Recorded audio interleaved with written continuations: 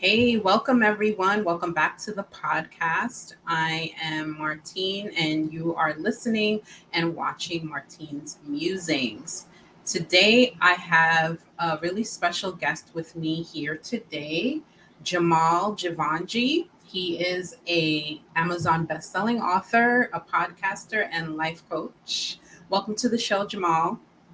Martine, thank you so much for having me on your show. I really appreciate it. Been looking forward to this conversation. Of course, and so have I, because I don't have a lot of male guests on my show. And Okay. I noticed that. And I was like, that needs to change. So, and since I do talk about like spiritual topics and consciousness and just things to help people grow in their journeys. Mhm. So I wanted to still keep that. And it's kind of hard to find men in this space. I feel like for me, I feel like I don't know if that's true or not, but we found That's interesting. It's an interesting comment. I agree. I mean, that's been my by and large, I think that's been my experience as well. Like a lot of time, and I think I have some theories on that, but that's a whole other conversation. But by and large, this tends to be a space where that is dominated by women. yes, it is. It is. Hmm. But Hmm. anyway, we found each other. Good. So tell me a little bit about your background and how you started from point A to what you're doing right now. Well, that's a great question. It's a long. I mean, there's a lot of years in that, but I'll try to give you maybe some bullet points, and then we can always unpack those from there. But Okay. um, I'm from originally from Ohio, born and raised in Columbus, Ohio, and I have to, my journey really is directly connected to my parents, as all of our journeys are. But this is Mhm. my parents' journey play a big role in even how I see the world and um what my experience has been, because a lot of the work I'm doing I see as a continuation of the work that they weren't quite able to do themselves. So for example, my dad, he grew up in what we would call a third world country, but very impoverished country in East Africa. And that's where he was born and raised. Originally his ancestors are from India. So that was his context. That's where he grew up, and Mhm. life was challenging in a lot of ways. And my mom grew up in like the hills of southeastern Ohio, so completely different culture, Right. um, and but a lot of generational poverty on her end as well. So they were pen pals. They wrote to each other for like 6 years back in the late '60s, early '70s. They had never met. So Mhm. it's a crazy story. It's an amazing story. Well, there was some political instability in my dad where my dad was living, and he really needed to. Didn't have a lot of prospects, and he was writing. The only thing was he was writing to my mother. My dad was a devout Muslim, and Okay. comes from a very devout Muslim family. So it's not typical that my dad would marry outside the family, because my grandparents, his parents were first cousins, arranged marriage. So that's kind Oh, of okay. the culture there. Yeah, So it's a culture. he was writing to my mother, who was a devout Roman Catholic. She wanted to be a nun, Wow. and that didn't work out for her, thankfully. So she wasn't able to be a nun. But right around that time that this priest, who she was trying to join a convent and you needed a priest approval, and this priest just kind of had some insight, and he said, I think it seems to me that you're reacting to something, but I don't know if this is really for you, or you've really thought about this deep enough. And that was a great piece of advice, because she ended up that wasn't the life for her. So my right around that same time, my dad proposed in a letter. He asked her to they had never met, but he asked her to marry him, Wow. and she said yes. And he made his way to the United States, and that's how that arrangement got together. But I have an older brother, year and a half older than me, and basically, my parents made an arrangement that they were both very devout Muslim, devout Catholic, but they made this agreement that they were going to respect each other. It's okay, there was not this sense of we have to convert each other to one Right. side or the other. But the problem kind of resulted, as you can imagine, when my brother and I came on the scene, because then the question is like, well, how are we going to raise these kids? And my dad's culture, it's, well, the sons have to follow in the father's footsteps. There's not even a Mhm. question. he just assumed that, oh, they're going to be Muslim boys. My mom was like, no, they're going to be good Catholic boys, So there was this kind of tug of war that ensued. So I like to say that my name kind of represents the struggle, because my first name is Jamal, which is a Muslim name, Right. and the middle name, my middle name is Michael. So my parents were fighting over the names, and so they wanted, my mom wanted to give me the first name, my dad wanted me the first name, so they compromised. So my dad got the first name and my mom got the Okay. middle name. So that led, to going to mosques on the weekends when we got old enough. Eventually went to Catholic schools during the week. So I was getting this really dual input of these I was always inquisitive. Mm-hmm. See, for me, I came into the world, I like to say, I was asking, I didn't know they were quote unquote spiritual questions, but I was always asking the deeper question, like Mm-hmm. why. What I observed was my dad and my mom both were very preoccupied with obviously following their faith. I saw my dad, he would pray 5 times a day during, growing up. This kind of runs the household. Right. My mother was very devout in her faith, but what I was observing was that they were really preoccupied with survival. Like my dad he was just very occupied with paying the bills, going to Mm-hmm. work, making money. And I observed that. And it was causing, and I could tell it was a big deal. Like it caused a lot of stress. So I was always asking these questions. Why are we here? What's the purpose of this? Are we just here to pay the bills? Are we just here? Yeah. And what I got from that was, I remember having a conversation, actually. It was a pivotal turning point in my life. I was 6 years old. I was in first grade, and they told a story in class. And one of the stories that they told in class it was about the ant and the grasshopper. And I don't know if you've heard, I don't know if it's based on the book of Proverbs or something. There's like a story about how diligent the ant works really hard. Mm-hmm. What during the summer when everyone's having fun, this grasshopper was out partying, but the ant was The ant diligent was picking like up the food. storing food. Totally Yeah. storing food. And because the winter's coming and of scarcity, there wouldn't be enough, and so the ant Mm-hmm. was working hard. And as they were telling the story, I was connecting the dots. I was going, oh, I know who the ant is. That's my dad. Oh, he's hard working. He's out there, he's storing money because he's afraid of the winter that's coming, of scarcity. And then of course, sure enough, this winter came, the grasshopper starving. Grasshopper had to get bailed out by the ant. Moral Mm-hmm. of the story is, don't be the grasshopper. And so that really disturbed me, that story. So I remember going home, and I didn't know how to articulate this to my mom at the time, but I said, why does dad go to work every day? What's the point of this? Mm-hmm. Like, why is he doing this? Is it like a rule? Like, is there a law? Like, why does he have to go to work? And my mom said, well, yes, that's how we get money. So, okay, for what? Why do we need money? Like, to pay for this house, to pay for the food. Like, okay, but then what? What do we do after you get the money? And she's like, what do you mean? I was like, what comes next? After you get the money and you pay for the house and the food, then what? And she didn't understand what I was asking. I was asking an existential question, like, Yeah. what is the point? Are we just Bring ants? your point. Yeah. We just do it over and over and over? Are we just here to pay the bills? And Mm-hmm. my mom she said, well, then you do it again next month, and you do it again until Until you you die. die, until you die. That's literally what she said. And Yeah. I remember I said, well, you know what? That was my fear. And she said, don't worry about this because you're a kid. Why don't you have fun? You just need to worry about going to school, playing, have fun. Because when you get older, these are adult conversations. These are adult concerns. And that was my fear. I was like, that's what I have to look forward to. Right. Basically nothing, Yeah. basically just surviving. And if I went into this kind of this existential crisis at that point. And what I witnessed was, no matter how religious my mom and dad were, it didn't change the game for them. It was still about survival. It was still about paying the bills. And I just thought, that's a worthless, like, to me, it just seemed like that is a cruel joke. Why are we here just to survive like an ant? We're just like big ants. Mm-hmm. And so that was my kind of the way I was wired. That led me down some roads. As I got into my teenage years, I started looking for the deeper meaning of life through drugs, through drinking, through It's funny how we think the relationships. drugs are going to show us what the deeper meanings of life are.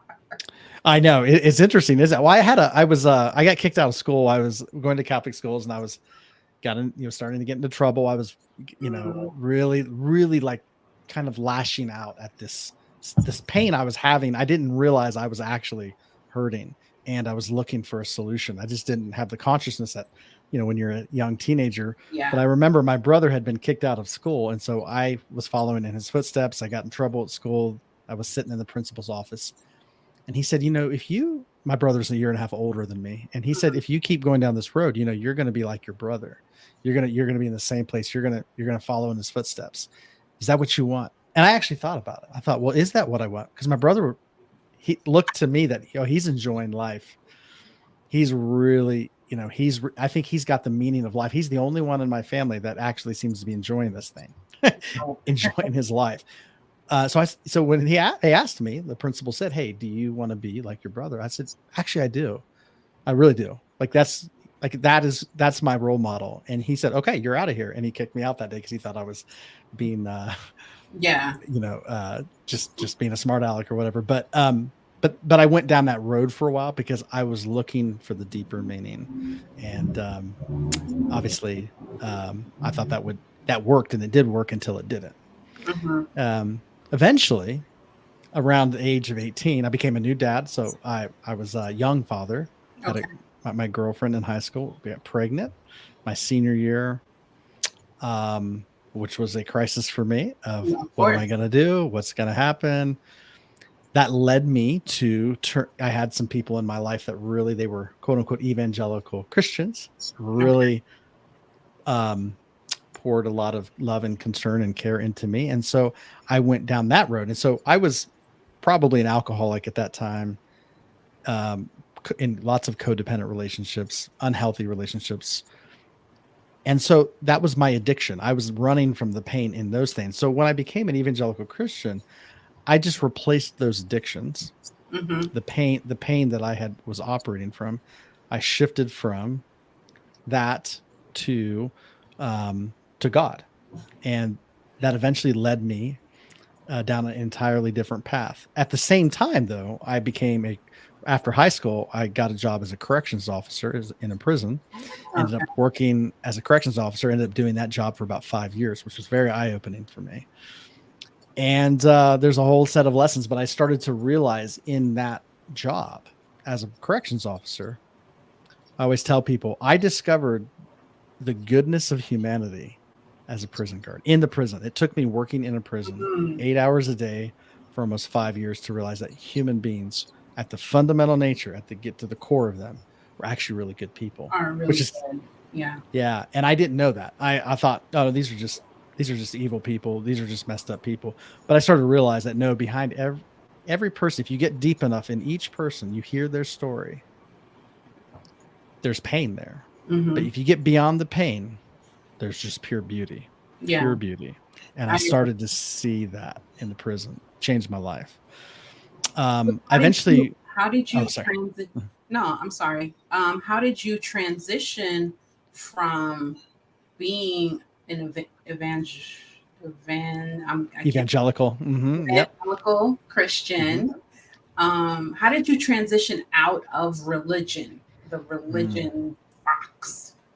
It's a great question. Great question. Well, eventually, like I mentioned, I went from drugs and codependent relationships Yeah. to religion. Well, eventually I became a pastor. I went to college after the prison experience, working in the prison. I Hmm. thought, I want to help people.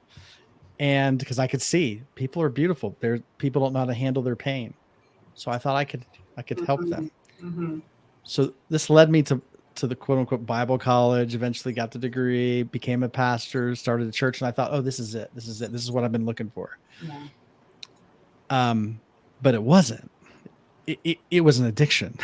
it was a great thing on the surface. Like I was helping people, we were doing things, but the grid that I had attached myself to, it doesn't take long before the drug wears off, right? So What any was your drug, addiction to, though? What do you mean? What were you addicted to?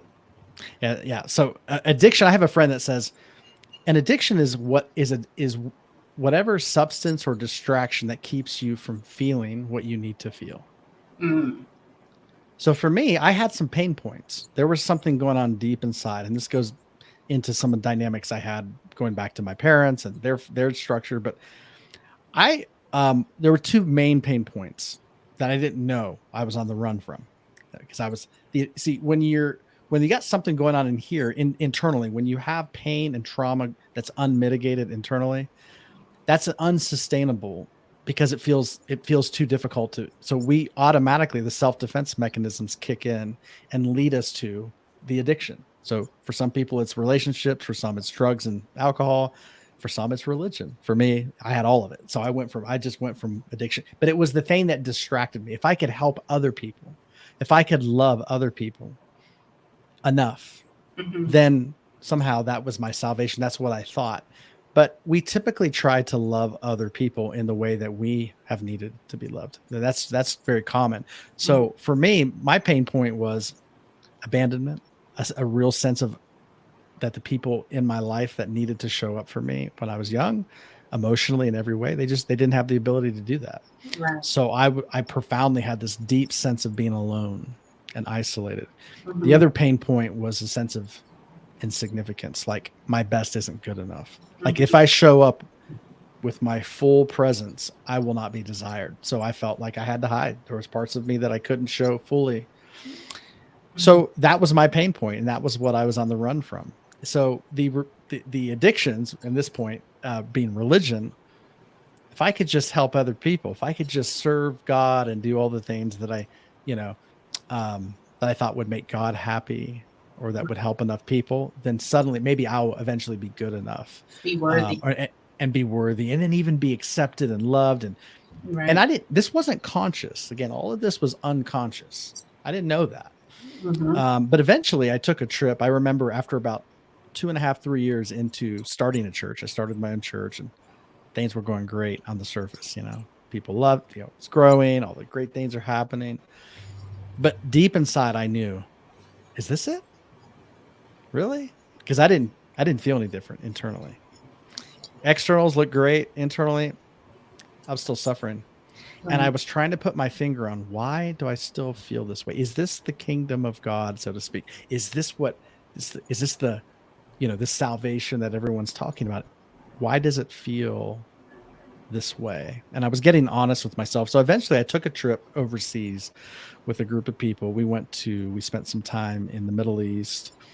We spent some time in China, Tibet, Nepal, India, Mm-hmm. and just immersed ourselves. And what I experienced and saw in those cultures was enough to help me see that what I had been building and immersing myself into was a box. It was a it was a very it was a limiting uh grid through which I was seeing reality through. And I saw that clearer than I had up until that point. So that led me to really rethinking. I eventually said, you know what, I can't give my life in good faith and I can't give my life and energy into building this religious machine. And because I saw it as this was just a machine that was keeping some people in and excluding other people. I began to see that.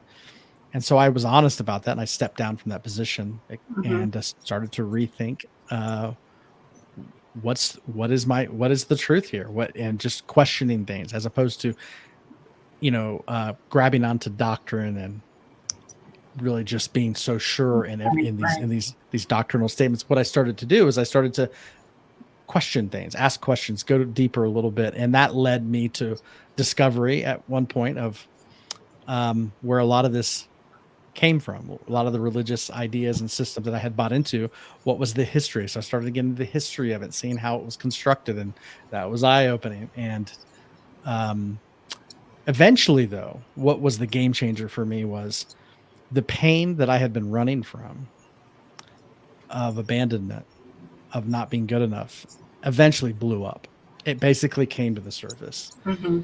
and my marriage blew up. All my relationships kind of blew up, and I lost everything. Mm-hmm. And that was probably the most difficult period of my life. And it was at that point, and became suicidal, to the point where I didn't even want to live anymore. What's the point? So the kind of that suicidal thought back when I was 6 years old, when I thought, what's the point of all this? That came full circle, and I came Mm-hmm. right back to it. I was like, what is the point? of all of this. And it was at that period when I lost everything, I had nothing left to do or to gain. That's when I started to turn inward, and I began to face that pain that I had been on the run from. And that was honest. That was the first honest moment of my life. And that's what led me out of evangelicalism, so to Yeah. speak. There was many points along the way, but that was the Yes. major one. Yes. I understand. I think that a lot of us suffer from the feeling of not feeling like we're not worthy, like we're not enough. It's, and you said it's unconscious.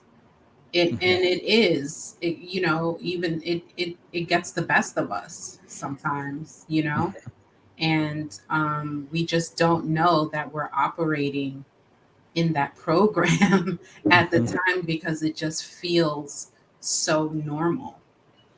Absolutely. It does. We've actually identified, that's the thing, that what does it mean to be Martine? What does it mean to be Jamal? What is it like? There's a psychological story. There's an entire story wrapped up in what it means to be Jamal. A lot of that is just layers of memory. So Yeah. when we think about our, some people call it the ego, right? In more religious terms, sometimes they'll call it the flesh. Hmm. We call it the psychological structure, but basically it's the idea or construct of what it means to be me. That has developed over time, and it's a story. It's actually just a story, and that story was developed through the way my parents saw me or didn't see me. Hmm. Uh, it the experiences I've had growing up. All of these things contribute to our identity, and when we attach that identity, we actually lose sight of who we actually don't experience who we are. So this is where a profound sense of loneliness comes in. Because I always say loneliness, you could be lonely in a relationship. A lot of people Oh, are. absolutely. But that loneliness has nothing to do with not being connected to other people. Really, loneliness is an inner experience, and everything we experience is internal. It's never out there. So Hmm. loneliness is in here. Hmm. But so is connection. So if I feel connected with somebody, where do I feel? Where do I experience it? It's inside too. Yeah. So loneliness is, in my understanding, is simply an unawareness of my own presence. And the reason we're not aware of our own presence is because we've been attached to an idea of who we are, a psychological construct of who we are, but not the truth of who we are. Because when we start to experience who we actually are, connection is what you feel, peace is what you feel, enough and worthy is what you feel. These are byproducts of being connected to your essence. Mm, that's very interesting. Hmm. That's very interesting. So tell me about the art of living for a living. That's like, yeah, I love that question. The art of living for a living. Well, it isn't. I like the way you put that, art, because an art is something it's not like, it's not, art is something you have to create and cultivate. Hmm. So my understanding of living for a living is, and by the way, I wrote this book in 2019, living for a living, precisely because the question was a pet peeve for me. Right? People say, what do you do? What do you do for a living? And that's been my lifelong struggle, right? Is like, well, what Do does it for mean work. to live? So what people really mean by the question, what do you do for a living, is really what they're meaning to ask is, what do you do for money? Yes. What do you do to pay the bills? Now that's Hmm. something different. Now I watched my parents, my mother hated her job. She had a good job. She worked for the state, had benefits, paid well. Now coming from her family dynamic, I mean, she hit the That's lottery. awesome. Yeah. It's like everyone was like, "Oh, you're set for life." She Yeah. hated her job. She hated her job so badly that she would actually, some mornings when she would get up, she'd vomit. She would be nauseous. Uh, And I watched that. I witnessed that every day. And I remember thinking I appreciated her because she was sacrificing and doing all she could to make sure we were okay. And I felt a lot of gratitude and appreciation. But there was something deeper in me that said, I'm not here for that. That can't be me. I can't mhm. do that. So I watched my parents survive for money, and they did jobs for money, but they weren't living. And I've discovered that to live is you actually can't live when you're in survival mode. You have to get out of survival to actually start living, because living is Yes. about what makes you come alive. Yep. What's the passion deep inside? Where's that spark? What is it that you like when you're in the mix of it? There's a sense of, oh, I was born for this. Now that's your work. Now, my understanding is that every human being that exists on this planet is here on purpose, and there is something that drives us. That and and that we're here. There's something we're here to do. Or something you're here to learn.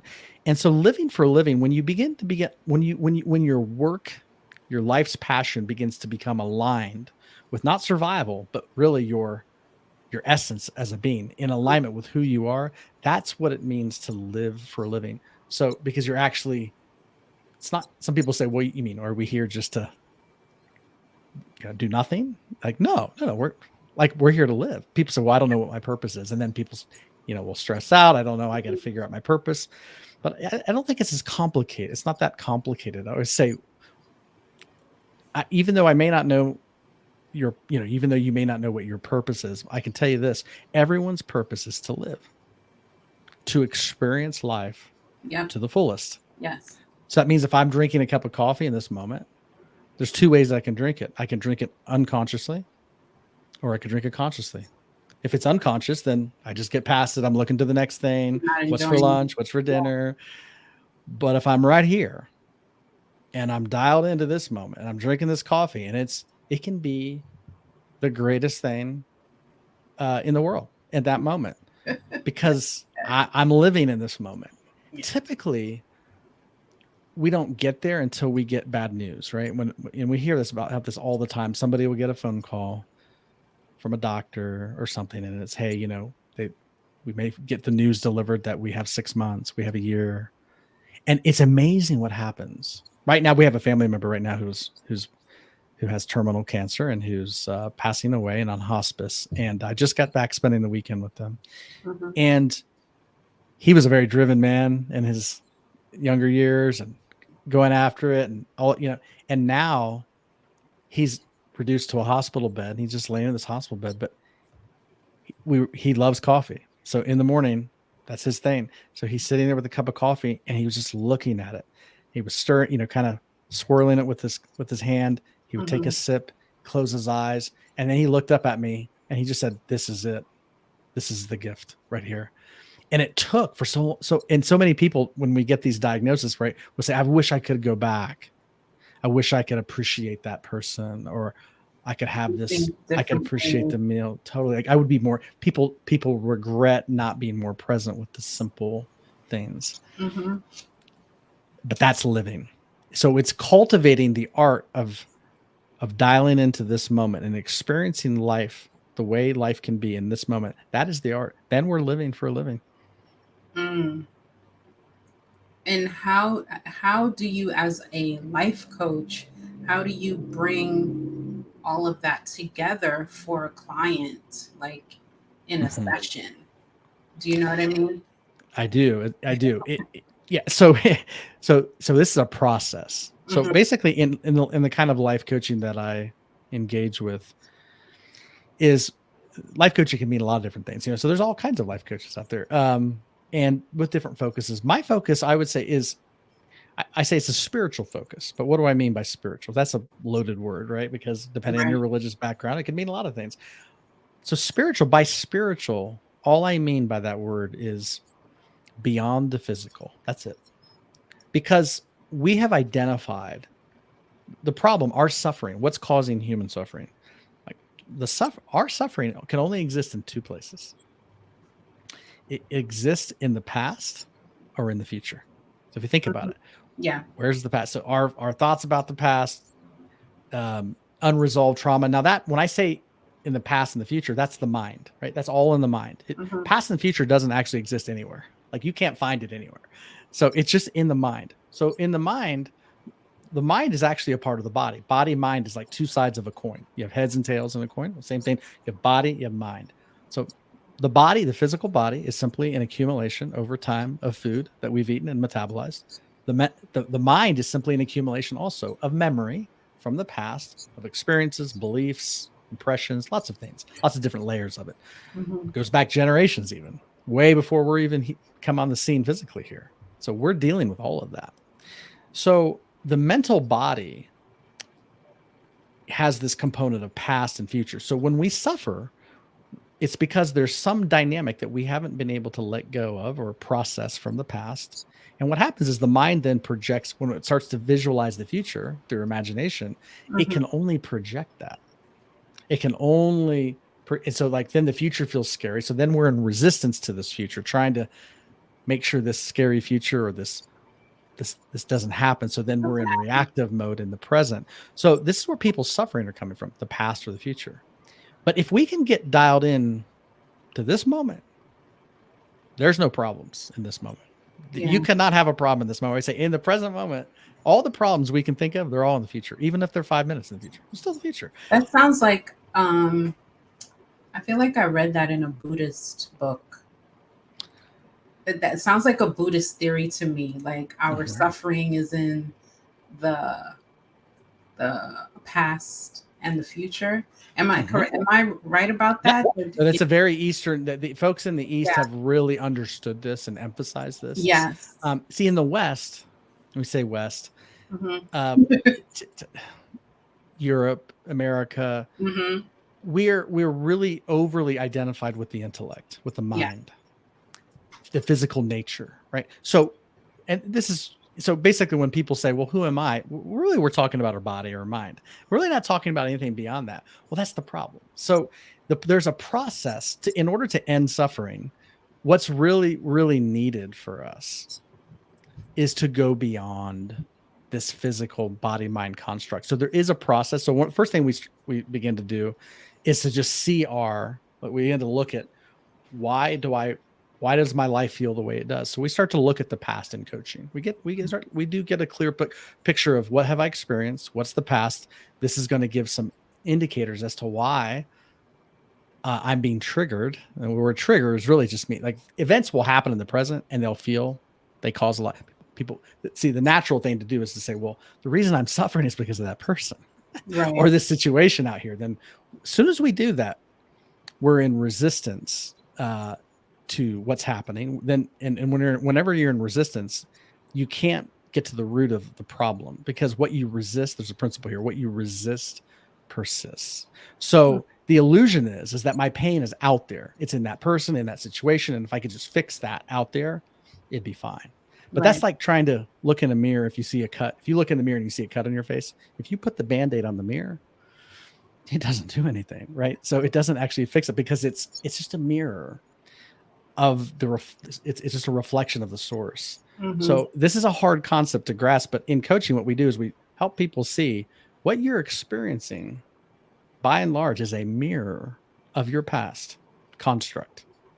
So we get really clear about that. We have awareness into that. And then the second thing we do is we learn how to unplug from the psychological construct from the past. We learned to unplug. So when you unplug from it, now that sounds easier said than done. It's a process. But as we begin to unplug from it, we begin to rest in this moment. We actually come home and experience what it feels like to be us. And sometimes for the first time in our life, we actually begin to experience relief. See, when we have trauma from the past, I mean, there's a part of our body that there's a whole mechanism called the fight or flight component. So it's when it's turned on, there's stress happening in the body. What stress is simply resistance, because we're under duress, and so we're in this fight or flight mode. Well, as long as we're in the fight or flight mechanism, as long as that's turned on, you can't experience your higher states of consciousness, which is really your higher or truest, what I would call your truest self. So that has to be shut off first. So there's a way to turn off the fight or flight mechanism. And we begin to turn that off. We begin to plug into this moment. And that's again, like I said, a process to experiencing the spiritual dimension, because who you are as a person is you're not a physical body. You have a body. Right. You have a mind, but you're not the body or mind, because your body is in flux. It's constantly changing. Every 7 years, you have a completely new body, about every 7 years, because your cells, the body is simply 37 trillion cells. That's it. And it's constantly, the cells are dying and they're replicating constantly. So you've had many bodies by the time you're 40 years old. You've had many bodies. don't believe me, you can just pull out a picture of yourself at 5 and go, where's that person? Yeah. Where's that body? Not here. But the who you are, the quality, the essence of your being, it's still here. It's here Yeah. right now. Mm-hmm. And it's beyond the body and it's beyond the mind. So we learning to experience that dimension gives you access to your power. So infinite power, infinite wisdom. We connect to our core desires that are really that we're here to fulfill. As soon as we begin to connect with those core areas, we then gain access to actually recreate the body mind construct. We can recreate it. It's just like if your life is a movie, Mm-hmm. instead of just being an actor, acting according to somebody else's script that was written for you, you actually learn to write your own script. And then the movie gets better because you're actually now acting out the role that you want to play, as opposed to what was constructed for you by other people, Mm-hmm. meaning just the cyclical tendencies that tend to run people. So I don't know if that makes sense, but that's kind of what we do to No, it coach. does. It does. So, are these the concepts that you have written in your book? Yeah. So the book Living for a Living is I like to look at it as the beginning of the conversation. It's a starting point. So Mm-hmm. we unpack a lot of concepts in the book. And a lot of it's my own personal journey, my own personal story. Okay. That I talk about. Is it a teaching? Is it a memoir, a teaching memoir, or just like a nonfiction? It's yes, it's a self-help book. If we want to use that terminology, but Yeah. it has personal stories in there too. Right. So it's Right. kind of a combination of that, but it's really my journey out of survival to living, Right. and discovering my purpose and all of that. We talk about money. So a lot of the book is about reframing our relationship with money, because money is one of the most important relationships that we'll have in life, because how we view money is really how we view ourselves. Yeah. And that's a whole other concept, and so my heart in the book is to begin to address what is this thing we call money, and how we perceive money is very important, because most people are conditioned to leverage their life away for it, which is the hook into to not being free. Mm-hmm. Mm-hmm. So this is a book really that's aimed to leading us into freedom. Right. So so that Living for Living, it does go into a lot of it's meant to be an entrance, leading us out of survival into just, but again, it's a beginning. So it's not the, I'm an author. I'm a big fan of books, but books never, I always tell people, books won't actually change your life. They may lead you. A good book will lead you Right. to a process in which you can change your life, but Mm-hmm. the information itself won't do it. So Right. my desire for the book is that it would be just whet somebody's appetite to the point where they want to say, "Oh, I'm on this journey. I'm here to live for a living, Mm-hmm. not for survival." And then that will lead to a whole set of steps where somebody can begin to engage in that process. But it's a spiritual process. Yeah, definitely. I wanted to ask you, when you spoke about unplugging, that part where that bit where you said about unplugging from the past while helping your clients do that. I know that's a process. So I'm just thinking, and this is my analytical mind stepping forward, unplugging from your past. So once that's accomplished, or is it that you no longer are connected to your past experiences and traumas anymore? Yeah, great question. That's a great question. Mhm. So when I say unplug, another way to say it would be to disidentify. That Okay. doesn't mean it's not there. Hmm. Um, because you experienced it. But what's interesting is when you're reading, for example, you can read somebody else's story, right? You can read a story about somebody else's life. And if you don't have similar experiences, most people will read them. It'll be interesting, but it's somebody else's story, right? It's interesting. Hmm. Now, if you had similar experiences, their story may grip you. Like you may Yeah. read their story and it'll pull you in, and you may feel some emotions. You may feel strong emotions reading their story because it's mirroring your own story. So Mm-hmm. so our story, our past construct. So there's three parts to the human body. When I say the human body, there's the physical body, which is just food metabolized into the cellular structure. There's Mm-hmm. the mental body, but there's a third thing called the energy body. Yeah. So there's an energy body, and we all have it, and it's an electromagnetic field that literally comes out of our body about 6 to 8 inches outside the body. Our human body also possesses an energy body, and it's typically resides in the lower back area, and it Mm-hmm. rises up the spine. There's some modalities that help address the energy body, things like yoga and these different things. But this energy body is your life's vitality. So You what talking about happened? Kundalini? Yeah, yeah, absolutely. So because kunda means pit, and so Mm-hmm. we all have a pit right here in the lower back area.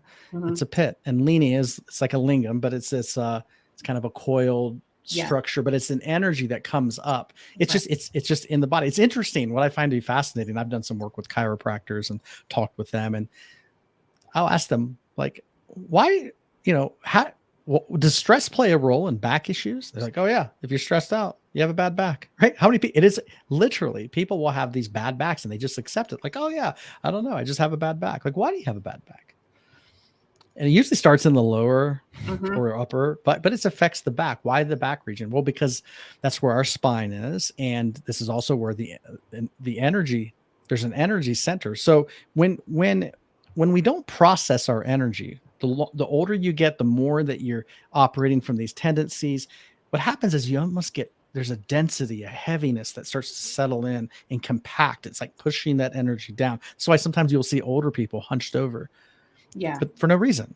Like there's no reason for that. And it's not just they have bad posture because there's a weight to it. If you feel you can even notice it on days you feel down and depressed. Look at your Mm-hmm. posture. Your back will be hunched over a little bit. But when you feel good, when you feel powerful and alive and expansive, Yes. posture straight, you may have Shoulders this are shoulders down. back. Yeah. Yeah. Because something's happening. The body knows. You ever see Mm-hmm. somebody score a touchdown in a football game, right? What do? No one has to tell them what to do. They put their hands out, head back. They're fully expanded because there's a life vitality. The body responds to it, and by opening, right? So there's an energy body. I say all that's kind of a tangent here, but there's an energy body that we all have, and it is connected to our psychological structure in many ways. So our psychological structure, the heavier it is, it compacts, it literally pushes the energy down. So the more we process the past, we're actually like detoxing, clearing this energy out of the system. And how do you do that? Well, one of the ways is to get very present with it, which is the last thing we want to do, especially if there's trauma there. We've been working. I spent years running from it unconsciously because I didn't want to face it. I didn't Right. want to feel this. It feels overwhelming. But there's a way to do it. There's a way to actually move into this energy body where all the pain is, where all the disruption is. You can move into it. You can begin to clear it. There's ways to get present with it, to feel it, actively feel it in an empowering way. And by feeling it, you can clear it and move it out of the system. And as you do that, your past story ceases to have a hook for you. It doesn't resonate anymore. Eventually, you get to a point where it's almost like reading somebody else's story, even though you experienced it. It's Mm-hmm. like it's just information. Like a journalist, Right. it's just information. This happened. This happened. This is how I felt. But it doesn't have that same sense of control over us. Right. But until we process that, we are actually in resistance to it, and what you resist persists. So this is why people say, well, I wish my life would change, but I just keep experiencing this thing over. We tend to experience things in patterns, right? It's like we may change relationships, same problem, Same. same different job, same problem. Why? Because there's a story that is getting replicated. It's just a story. Yeah. People think that's the way life is. It's like, no, that's just the way your story is. Yeah. We need a new story. We need to disconnect from that story. Yeah. So Yeah. easier said than done, I know, but it's a process. It's a Yeah. process. I agree.